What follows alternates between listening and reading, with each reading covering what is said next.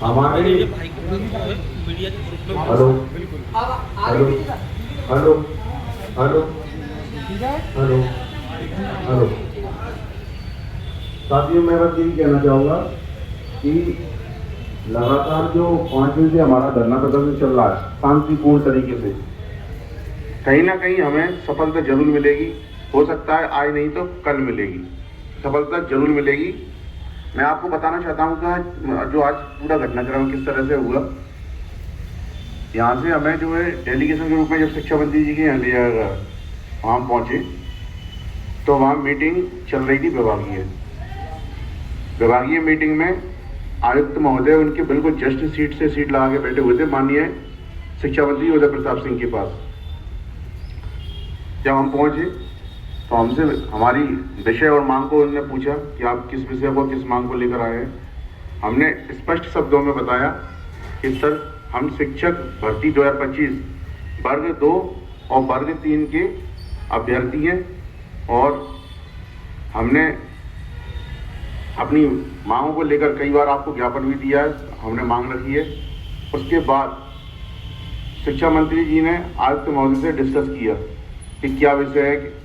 हमने बताया सर, हम जो मांग कर रहे हैं न्याय उचित मांग है, हमारी मांग कोई नाजायज मांग नहीं है, पूर्व में ही पदोन्नति हुई है और संवेदना के आधार पर नीतिगत विषय तो आप उसमें कर सकते हैं। तो हमारे जो शिक्षा मंत्री उदय प्रताप सिंह जी ने अभिषेक सर से बात की।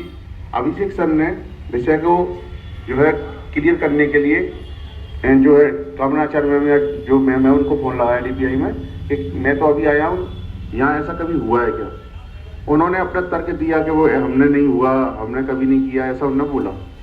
उसके बाद सर ने फ़ोन कट कर दिया। फिर मैंने वहीं उनको जवाब दिया कि सर, मेरे पास मेरे पास नहीं, हम अभ्यर्थी के पास पूरे दस्तावेज हैं जो पूर्व में वर्ग 2 में और वर्ग 3 में द्वितीय काउंसलिंग के मतलब पदोन्नति के साथ द्वितीय काउंसलिंग की गई है। तो वो मानने को तैयार नहीं थे। चूँकि उस टाइम हमारे पास दस्तावेज उपलब्ध नहीं थे तो हम उन्हें ऑथेंटिक जानकारी दस्तावेज के रूप में प्रस्तुत नहीं कर पाए। उसके बाद माननीय शिक्षा मंत्री जी ने अभिषेक सर को निर्देशित किया हमारे सामने कि आप इनके विषय को समझेंगे और इनके जो दस्तावेज हैं ये देंगे, उन पर आप पूरा परीक्षण करेंगे, उसके बाद हमें बताएंगे।